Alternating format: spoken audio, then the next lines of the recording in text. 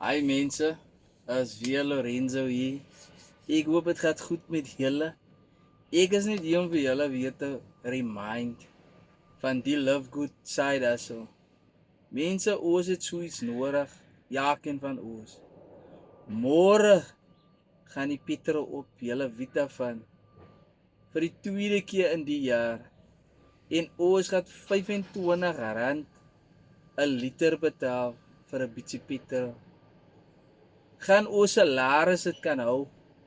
Die mense met die diesel voertuie gaan R31 'n liter betaal.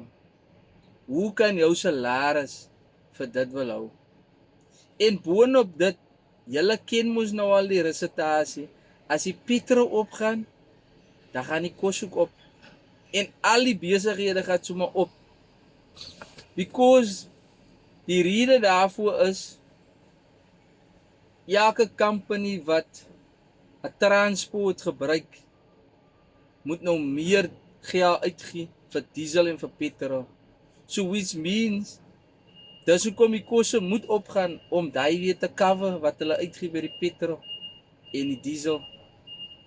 So mense, ons budgets gaan nou drasties change die maand.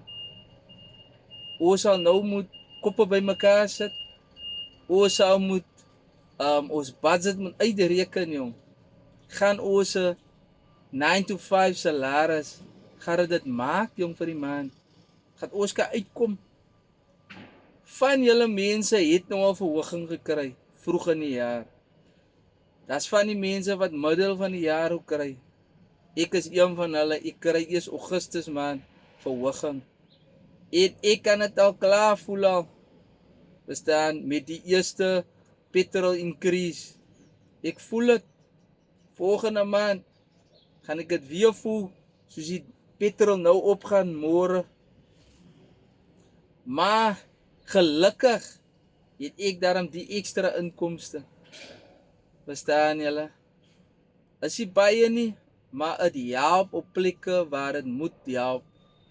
Dit druk sekere gaatjies toe.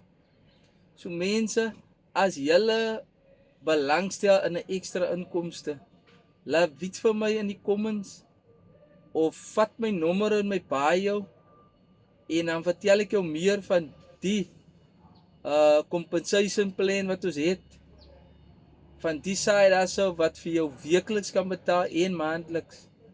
Laat weet vir my so gou as moontlik, en dan praat ons weer by.